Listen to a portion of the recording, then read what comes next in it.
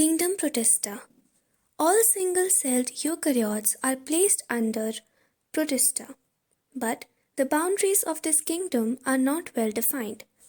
What may be a photosynthetic protist to one biologist may be a plant to another. In this book, we include Chrysophytes, Dinoflagellates, Eucalynoids, slime molds, and protozoans under Protista.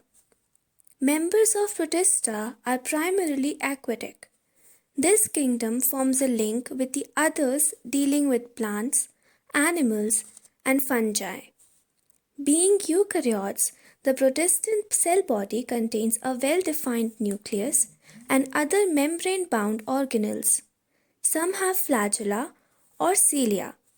Protists reproduce asexually and sexually by a process involving cell fusion and zygote formation.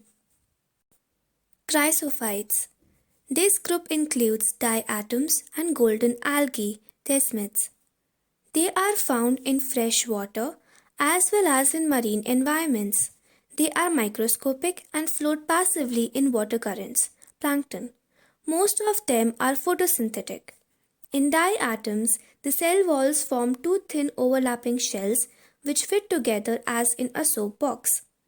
The walls are embedded with silica and thus the walls are indestructible. Thus, diatoms have left behind large amount of cell wall deposits in their habitat. This accumulation over billions of years is referred to as diatomaceous earth. Being gritty, this soil is used in polishing, filtration of oils and syrups. Diatoms are the chief producers in the oceans. Dinoflagellates. These organisms are mostly marine and photosynthetic. They appear yellow, green, brown, blue or red depending on the main pigments present in their cells. The cell wall has stiff cellulose plates on the outer surface. Most of them have two flagella. One lies longitudinally and the other transversely in a furrow between the wall plates. Very often, red dinoflagellates, concholocs, undergo such rapid multiplication that they make the sea appear red tides. Toxins released by such large numbers may even kill other marine animals such as fishes. Eucalynoids. Majority of them are freshwater organisms found in stagnant water. Instead of a cell wall, they have a protein-rich layer called pellicle, which makes their body flexible. They have two flagella, a short and a long one.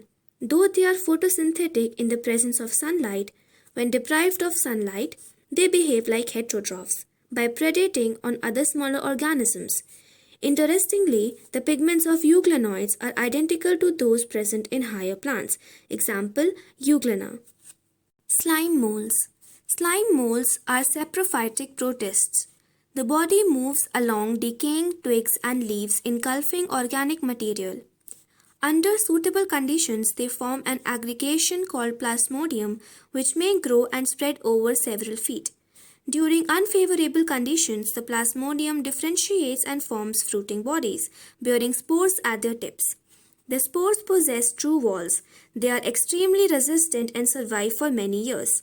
Even under adverse conditions, the spores are dispersed by air currents. Protozoans. All protozoans are heterotrophs and live as predators or parasites. They are believed to be primitive relatives of animals. There are four major groups of protozoans. Amoeboid protozoans.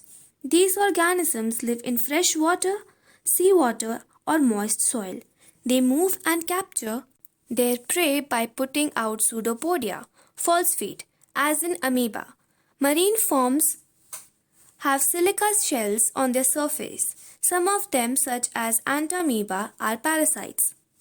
Flagellated protozoans. The members of this group are either free-living or parasitic. They have flagella. The parasitic forms cause diseases such as sleeping sickness. Example, trypanosoma.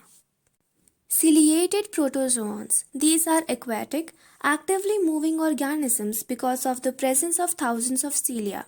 They have a cavity, gullet, that opens to the outside of the cell surface.